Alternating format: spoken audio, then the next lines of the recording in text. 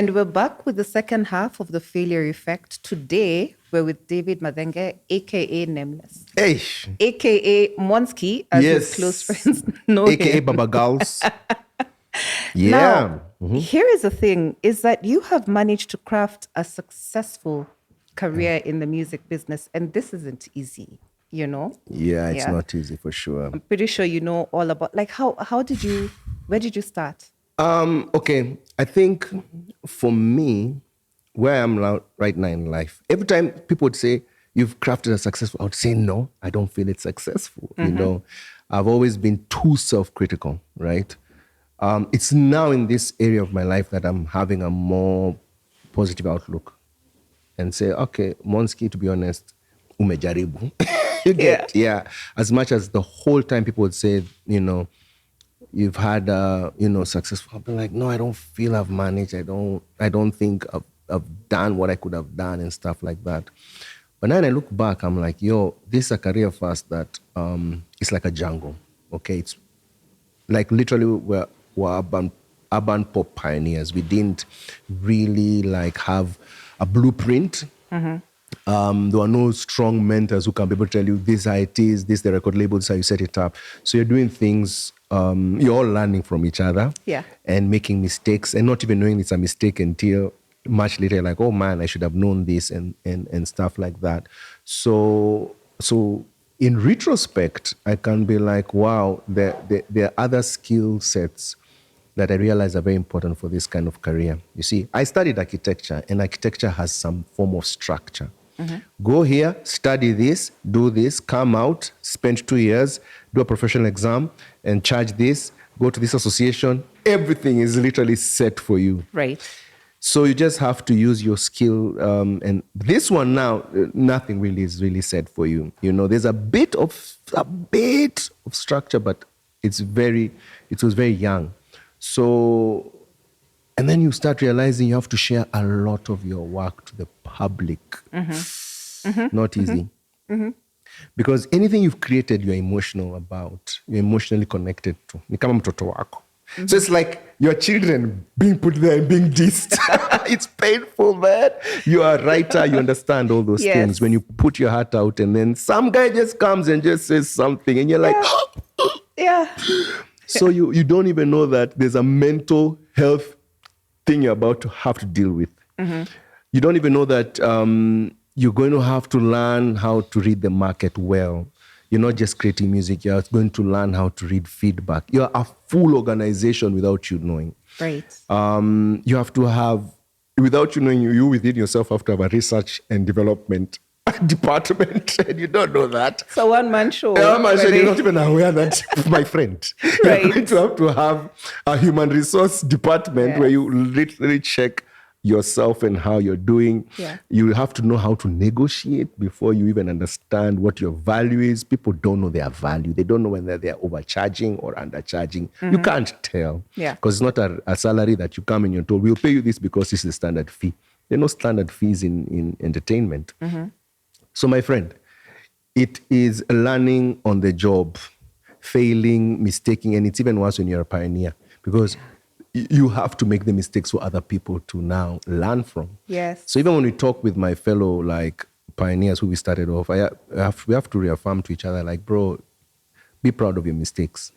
Be proud of your failures because it's from that others will build from. And there's no way you could have succeeded in everything, right? You had to take risks, you had to fail, you had to go through your downs. So there are moments you find your shine just dims.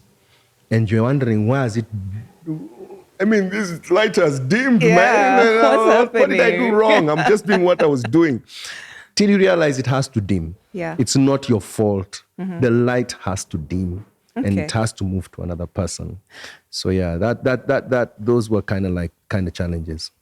Okay, so when you started out, after Neto convinced you to go onto a stage and then you called Capital FM and then Megarider became a hit, did you emerge into the market like on a dip or on a high? What were the early years like? I feel like the first 2 years before I got that Megarider break, it was more of us just going to places and begging them for us to perform. They're like, who are you guys?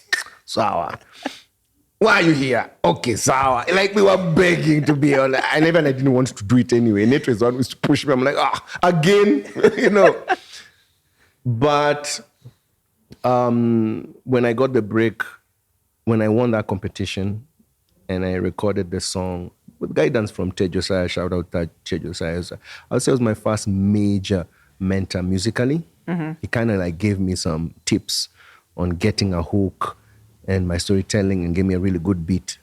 So then the song really just hit. Yeah. And it was more of a radio song, but I started getting calls with just one song. Hey, come perform here. So I had to quickly think, I need a stage act. Mm-hmm. I need a vibe. So I got 2 dancers. I made sure it's something to watch and be like, that was nice and different. And I would really look at the audience and see what worked, what didn't work, how should I change, and all that.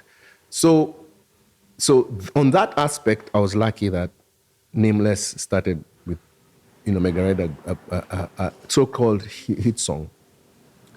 But then I got into a career where I realized, okay, well, that doesn't mean now everything is fine. Yeah. I remember I wasn't an A-list artist in the record label, Ted Josiah's record label. At that time, there was Giddy Giddy Maji Maji and Darling P and Stu. So those were the main acts. So you're a B-list artist. So probably being a B-list artist, there's not really much time for you. Yeah. And the audience is asking, we want more from you, and you cannot get in time from the producer because he also has a limited time and a brain. So he has to focus on where he knows, here I'm making money. Mm-hmm. So that also kind of hit me a bit like, wow, like I'm not getting time. So over time I realized, okay, maybe I'm not like a priority here. Mm-hmm. And then I moved to Ogopa DJs. Right. And that's where I felt that now magic really happened. Can I ask you something? Yeah. Because obviously moving to Ogopa was the game changer for you. Yeah. Right? Yeah. What was it that drove you? Was it, did they call you? Did you have a feeling, let me go and experiment? I was interested in them. Now I'm looking back, I'm like, I really was doing my research. Yes. I didn't know that's what it was. But I was like, who's that? Who did that song? I like that sound. Mm-hmm. That time I'm like, SG, Bebe Cool, Chameleon. Who? Then I go on a show with them and I'm like, their show used to be hyped. Chameleon, Baggy. I'm like, who are these guys, man? My song was a bit more calm. Yeah. Megarider. I'm like, I need a song that has energy. Mm-hmm. Who are they? They're called Ogopa DJs. Okay, I want to find them. Mm-hmm. So I went looking for them. So I met Lucas Bikedo. Yes. Lucas never shows emotion. Yes. He's like, I'm like, hey, I'm Nameless. He's like, yeah, that guy did Megarider. I'm like, nigga, what? Like, yeah, show a bit of, Uh-huh. And so we started working, and the first song I did there was Majitu. Mm-hmm. I was like, I want to do a song, about, Majitu, sinister song. Ili gonga ukuta. Guys are like, what is that? Failure number 1. Yeah. There were some fails, and I'm like, why didn't guys like that song? Like, I thought they would like that whole sinister vibe. I used to like Undertaker, just like, yeah. Guys are like, what are you trying to do, So I kind of like reevaluated and said, maybe guys just want nice, simple stuff, dance. So I did Mannerless. So it was more dance and vibey, but it was more vibe music, not concept music. Right. It was like, just kama umezaliwa Afrika, lazima ujua kukatika. It's time to shake your booty out. Like you're in my video. I am losing my mind when you shake your Are those are the lines Wahu fell for? Like that. Imagine, man, say, babe. I'm like, to box, man, say, So guys were like, yeah, that's what we kind of like, simple vibes like that. So I'm like, okay, I see what you want. So that was kind of like, when you say design thinking, you're looking and saying, what are guys vibing to? Yeah. So you fail something and then you learn from it and be okay. Yeah. So those are kind of like my beginning journey of trying to understand what's this pop. What do guys like? And what do they like from me? Yeah. That's different. Because at that time, Kalamashaka was hardcore Oh, rap. yes, they were. Yeah, but Tough City, Maisha Ukodini, but they had their own audience. And I wanted to be like them, but I just couldn't. Yeah. I'm trying, bro. I'm trying, and my raps are not coming out the same way. So I find your lane, bro, Yeah. So I kind of found my lane in a way that mine was more vibe music. Mine was more feel good. By the time I was doing in a no key, it was more like that you feel like removing your underwear. Now that's a podcast. I'm like, yeah, remove your underwear. Like, really? No. I know, right? But I was like, I wanted guys to forget their problems when they are listening to the music. Yeah, they are not there to come and now analyze why they have struggles. They are more like, sahau shida zako when you're singing these songs. So that became kind of like my mission. Yeah, make you just transport you to a place where you just have a good time. Right. And then you'll go back on Monday to deal with your problems. Yeah. But in the meantime, in the club on Saturday night. Let's have a good time. Yes. Yeah. But then your sound flipped. There must have been something that happened in between doing that. So I went to Ninonoke. That was the height of my career. Yeah. Like honestly, 2004, 2005, I was just finishing my degree.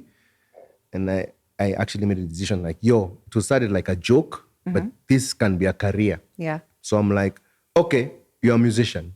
You might be a part-time architect, but bro, like everyone has shown you that this is what we want from you. And I got a lot of fulfillment from it. Yeah. So I, started it, pushed it as that, looked at it as a profession, tried to, now think deeper into it. But after 1 year or two of that, by 2005, I got married. That was also a big part of my life. I was like, I think I'm ready to get married. But after I got married, I felt like my shine went down. Yeah. Okay.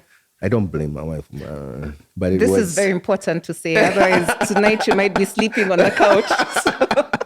I know. I mean, I know how to live, man. The 25 years, the battles to fight. You need to be wise in this. No, anyway. Yeah, so it kind of dipped because I think the sound, guys had gotten used to that initial sound that come with, Gopa. So, yeah, it kind of like dipped and I didn't even understand what was happening. I was like, why are guys not feeling me the way they would feel me before? But what it was the audience was calling for a reinvention. How can you reinvent in a way that we can create new excitement? I noticed my rate card was going too low. Whatever I was demanding for, guys are not willing to pay. So I had to go low. And I'm like, this is too low. What is happening? So I kind of remember feeling kind of depressed also, becoming very unsure because for some point I was very sure. I'm like, not to a hit. Hot step a hit. Like I'm just like juju, hit. Everything, deadly, chop out. Like your confidence is built. So you're like, now I'm there. Yeah. Then you're like, no, it's not happening the way you want. So chuck something, doesn't hit, what.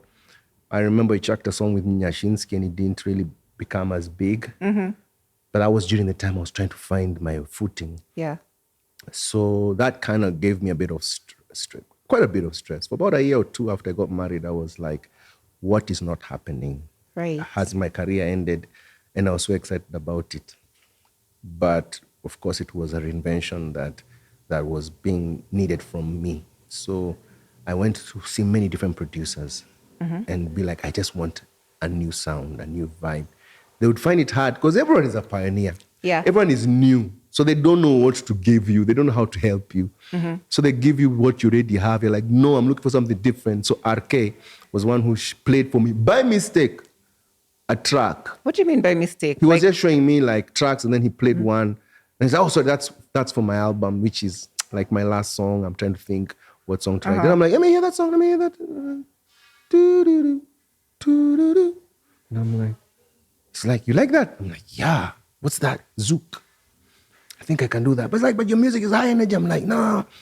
And that's how Sincere came up. I just went home. I wrote that song in like 2 hours. I'm like, bro, I found my reinvention. I sent it to Ogopa, who had moved out of the camp, but was still friends, which is also an important thing to keep not burning bridges. Yeah.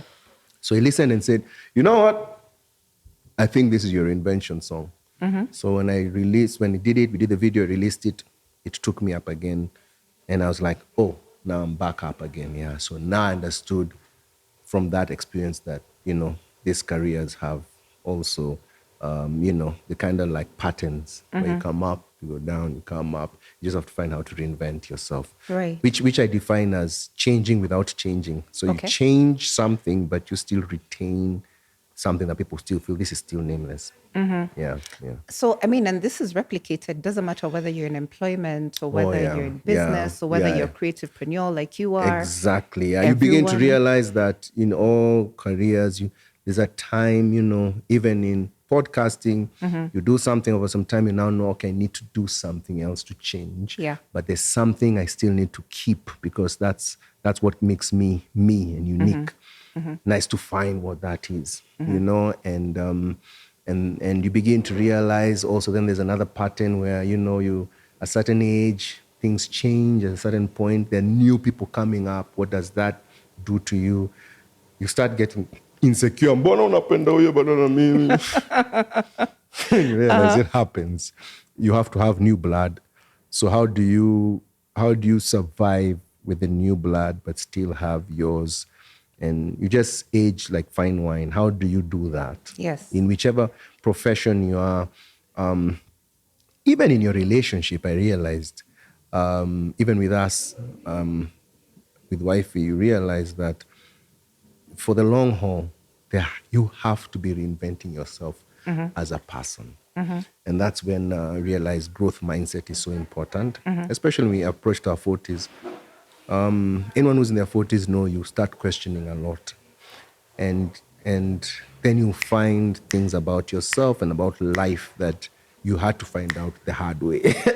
Yes.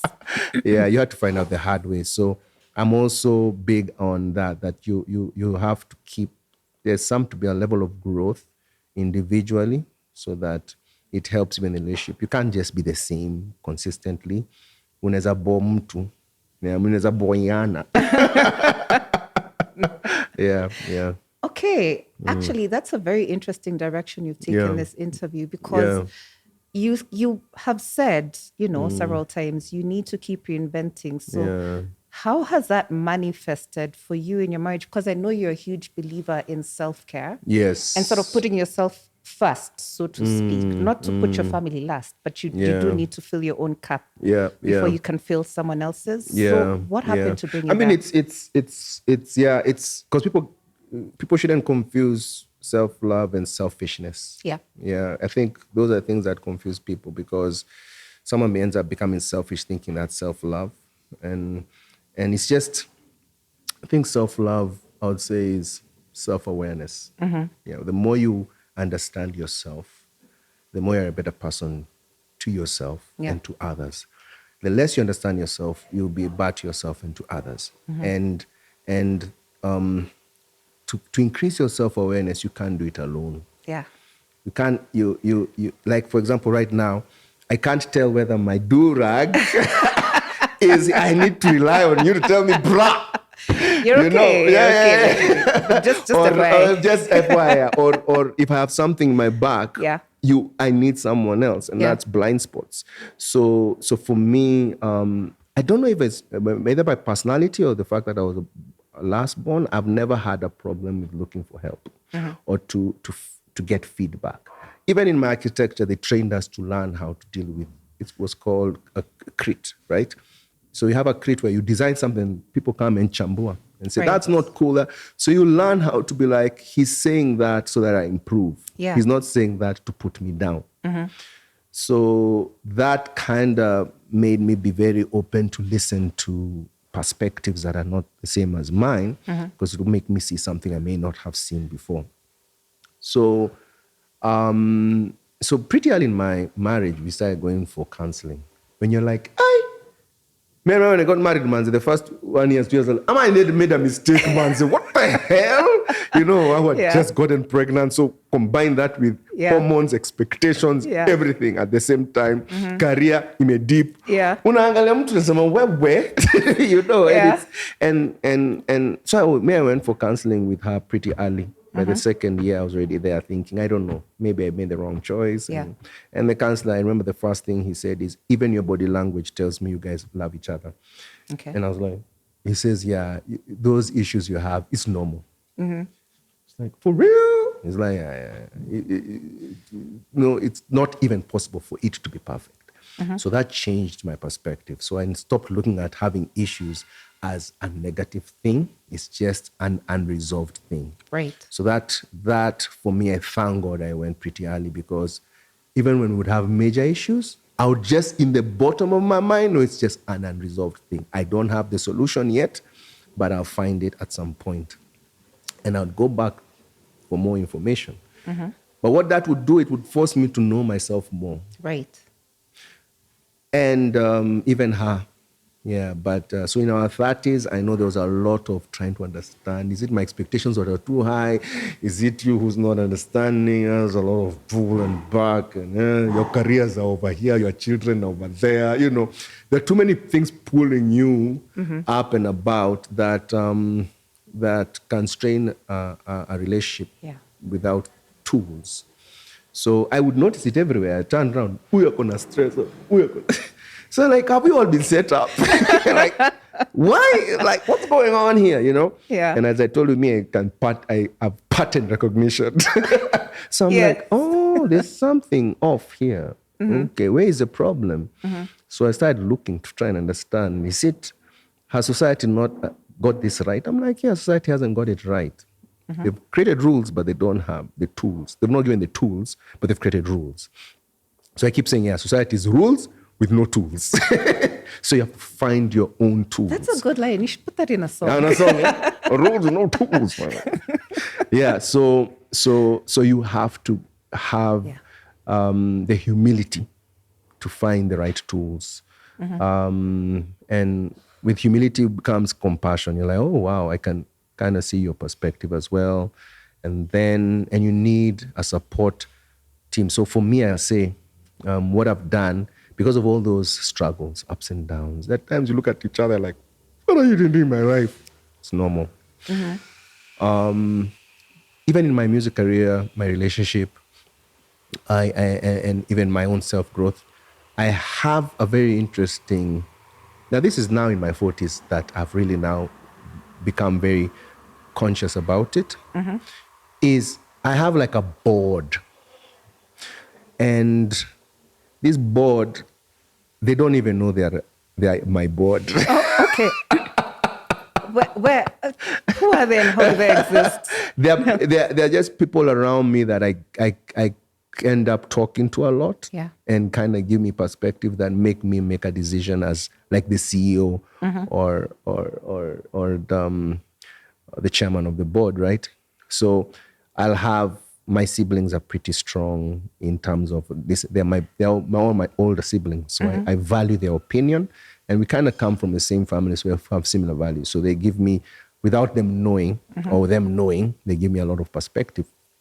And I have a few friends who give me also, because they know me as a person since I was in my 20s or something. So they're guys I like this guy, is very objective.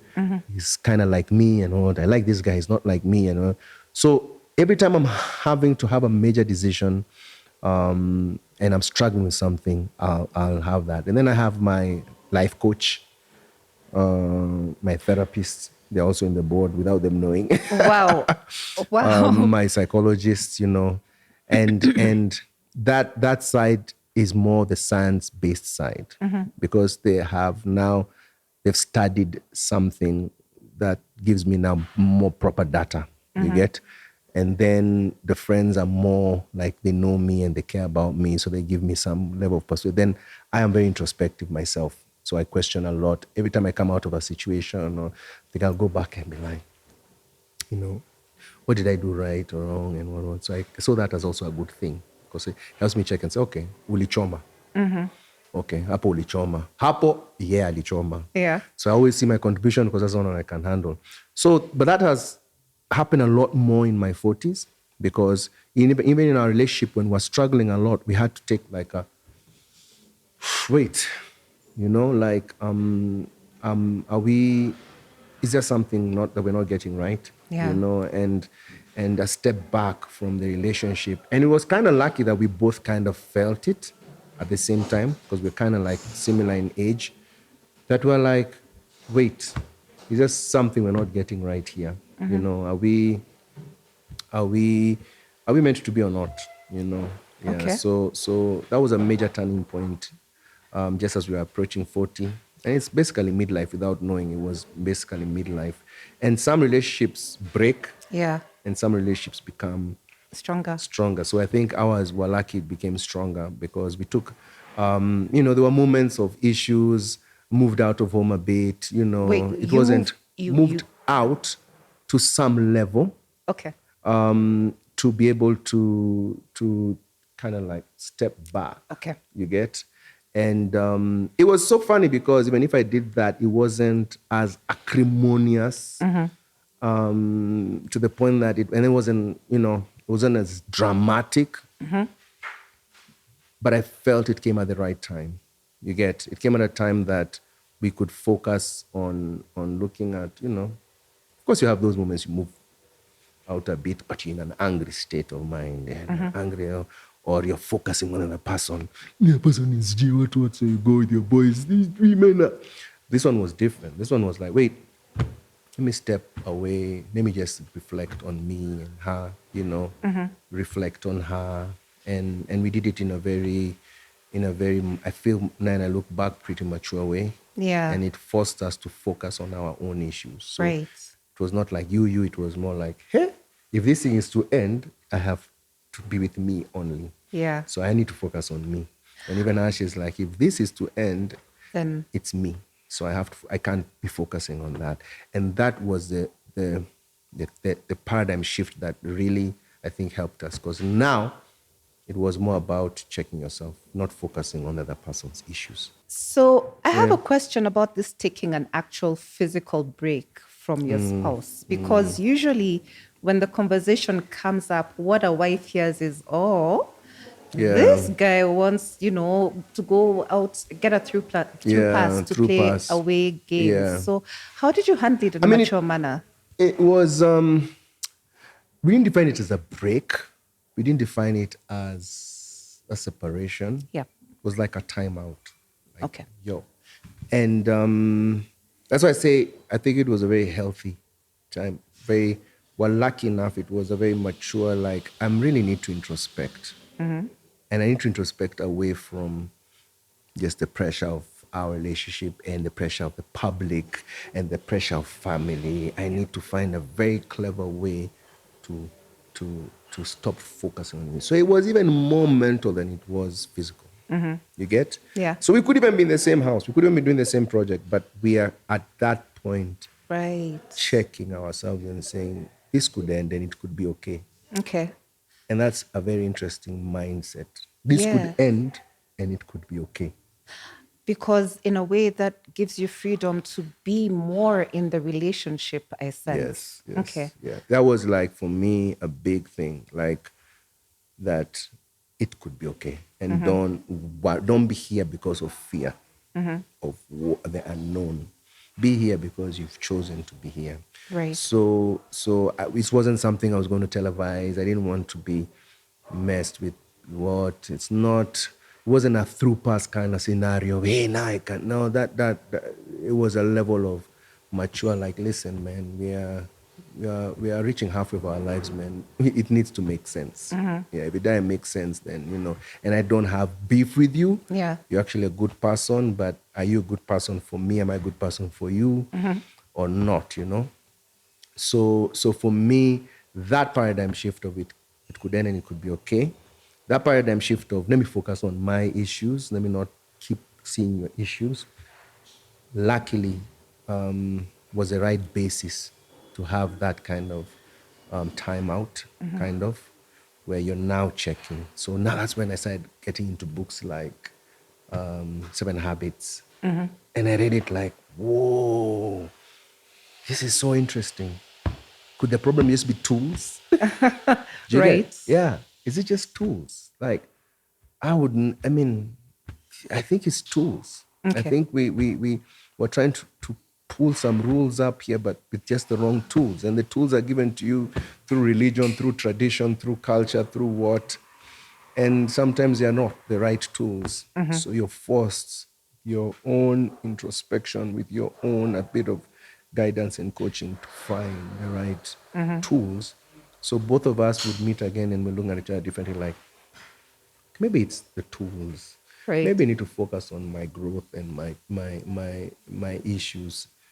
So slowly by slowly, even mentally, we started now analyzing things in a way that I remember the decision to say we want to do this was more not forced, not out of fear, but out of I choose to. But I choose to if we're entering based on a growth mindset. Right. So it was and she also kind of was like, yeah, I'm also in that same mindset where I'm just like, during this self-reflection, I've realized I got issues. Yeah, I got issues and I also need to check them. And I was like, phew, yeah, we are lucky because sometimes one person realizes, the other one doesn't. Yeah. It ends. Yeah. Sometimes you both don't realize, you just don't help. Sometimes both of you just are like, I don't need you. Yeah, so those moments of actually it could end and it could be okay, your relationships run a risk of ending or restarting. Right. So and then just after 2-3 years of now getting into that, analyzing, and now having a new mindset, COVID comes in. Perfect time.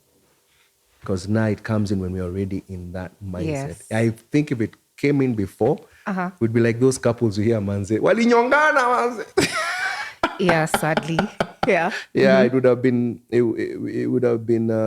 not the right environment, but Yeah. lucky for us, we'd already crossed that to a point that now we are actually together, now chilling together when we're now growing together, analyzing things together, and then you find you can be together and you can even give each other space. Yeah. Which is also very important in a relationship. You don't have to be each other's. You can you just know this is an individual who has his own growth and what. So you're in the same space, but you can also give each other.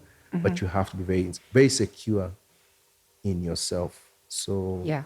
we had to grow in terms of our security, our self-security. And it's a continuous process. You even realize there are stages that people tell you, even this stage today, we're saying how even in your 70s, you find a new stage of you just look at life differently. And it starts making sense. As I say, pattern recognition, it starts making sense why the brain has to keep. Yeah. That's the only way we evolve. You live, you analyze, you see, you understand some things about life, you teach the younger guys, they come, they learn something new, then you keep evolving. And so it goes. Yeah. Okay.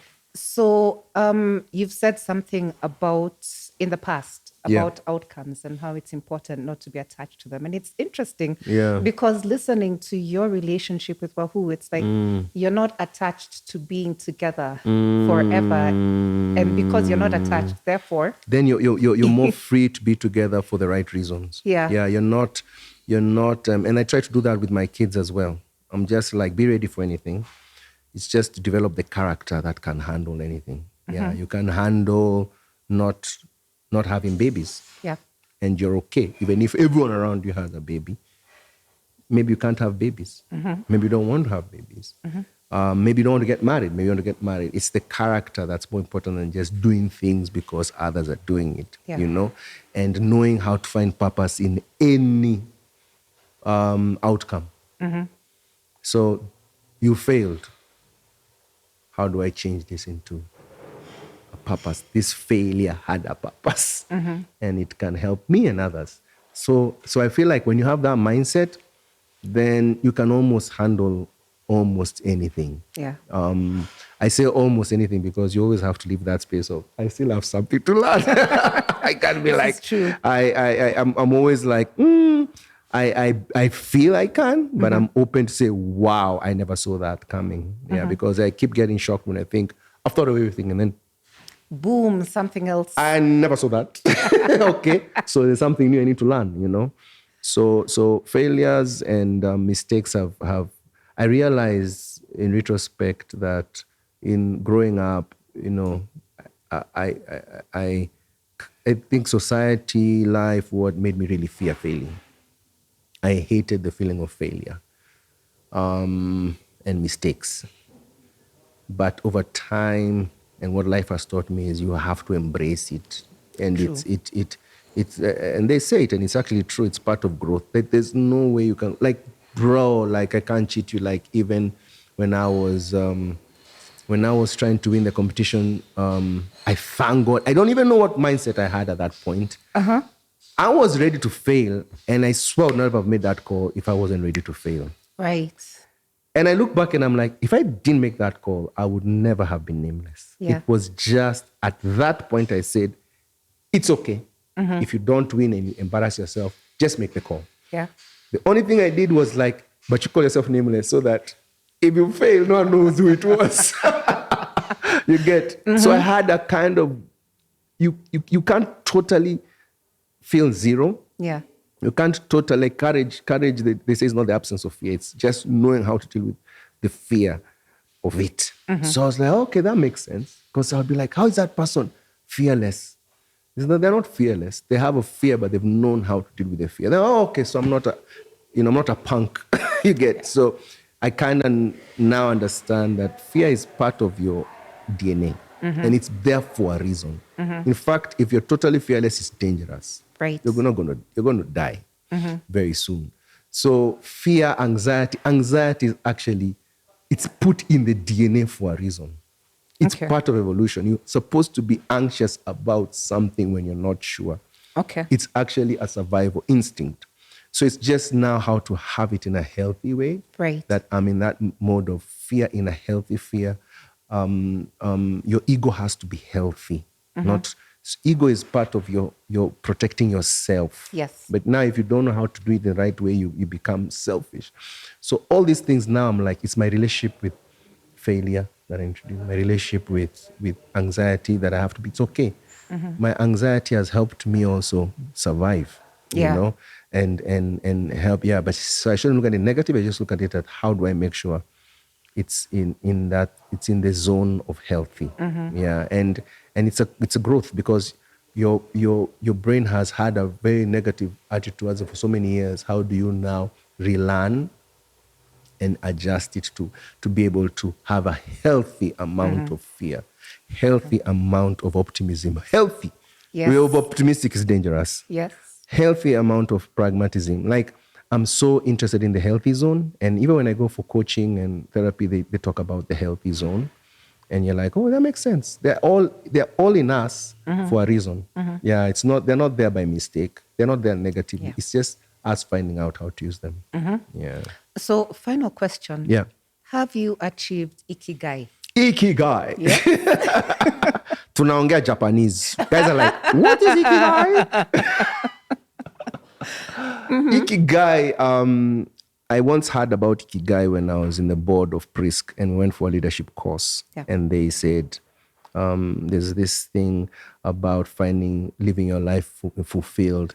And is if you do 4 things, if you do what you love, do what you're good at, find a way to have impact to society, and find a way to earn from it. It's like if you achieve all those 4, your life, you feel very fulfilled. It's one of the best ways to feel successful in life. And I was like, that's so awesome. I was like, where's that from? This is a philosophy from Ikigai. I'm like, what's Ikigai?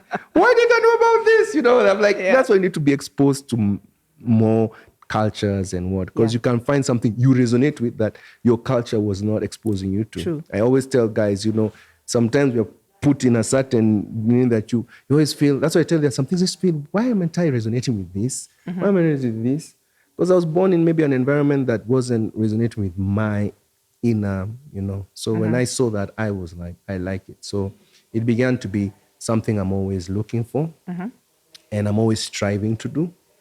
So I feel like I'm within that zone and it's what guides me. So it's consistent. It's not like, you know, I'm always like, am I doing what I love? Am I doing what I'm good at in my career, in my music? Then there are different aspects. It's just not your talent. It's also your gifts. There's some things you're like, I'm gifted in looking at things like this. So I realize one of my gifts is just, I'm a diplomat. So any space I get into, I try to make people see each other's points of view. And I love, when I'm doing it, I love it because I know I'm like, ikigai. You know, these guys are clashing. I'm like, yo, but can't you see that to the side? Yeah, but you know, okay. And, hey, can't you see this to the side? Yeah. Yeah. Then I'm like, I know this is what my creator gave me. And I don't have to work hard at it. So put a bit of that. And then what do I love doing? Creating. So I'm like, oh, I'm still creating in whichever form I'm doing stuff, I'm creating. So that's aligning to my ikigai. So make sure there's always a moment you're creating something that people can consume and enjoy and have a good time. Then I have to be strategic so that I'm also earning from all these things that I'm doing, you know. So I'm always like in my career, I'm like, okay, what's new? What are the revenue streams here? How can I ensure that I'm also still earning? Because I have to eat. My kids have to eat. And then finally, impact. You cause the impact. So every time someone comes and tells me, I watched this show, your reality show, man, it really changed something in how I look at stuff. I'm like, ikigai. Oh, your music really made me do this, and I did this. Or your performance. I remember someone saying, Manze, your performance at Black and Wine was therapy for me. I was like, what? Like, man, it took me back to when I was a teenager ikigai. And it did this to me. Yeah. So I'm always very aware of that. Like, are you doing that? And that's one of my belief systems, that if I achieve that, then I'm playing in a zone of living a fulfilled life. Because I'm not very religious, I'm more spiritual. So those are some of my guiding principles of my decision making. And so I feel like I'm striving, always striving. Am I fully there yet? I can never say I'm fully there yet. Right. But that's my guiding principle. Okay. And I love that guidance. It makes sense to me. Wow. Design thinking and ikigai. I never thought I'd see the two of them come together in a concept I know, right? so properly. Oh, love that. My goodness. Yeah. Thank you so much for your time and for such a sparkling interview. For real, All of you who want to follow Monski, Nameless, aka David Mazenge, tafuta him on social media. You will find him, I promise you. Nameless Kenya, simple. I'm nameless and I'm in Kenya. Like, yeah. Right. And thanks for having me. I think it's for me, when I understood the concept, when you told me the concept about that of your relationship with failure, I was like, yes. Yeah. These are the kind of things that need to be taught. Our culture, unfortunately, doesn't teach it well. Yeah. So that's your ikigai as well, you know, where you're like, you know, creating impact, where there are going to be so many people who are going to watch and be like, thank you. That's what I needed to hear. That's what's been limiting me. I've been having a negative attitude towards how I failed, but I'm too defensive about failing. Don't be defensive. Be like, okay, it's okay. It doesn't define me. Yes, indeed. It's just a failure that gives me an opportunity to learn. Yeah. So that's why I was very happy to be here. Oh, thank you. Thank you for your kind words, right? I appreciate it, man. We look forward to extending this conversation at some point in the near future. And meanwhile, for all of you, we shall see you next week for another one just like this one. You know, it's interesting, that relationship between design thinking and ikigai. Because if you do put the human being that you're serving at the center of the service you're providing, and it is a service you enjoy providing. Yeah. So there's a way you're earning. Yes. Because you're looking at it as a business as well. Yeah. A market, and then you're also serving them, and they're getting value, making sure they're getting value from what you're doing. You're like, okay, I'm actually hitting two at one. You know. So yeah, do you also practice it, or do you like think about it a lot? No, I strive to attain ikigai every day. Yeah. It's the design thinking part that has me stumped a little bit. So. Oh yeah. And when did you know about ikigai, by the way?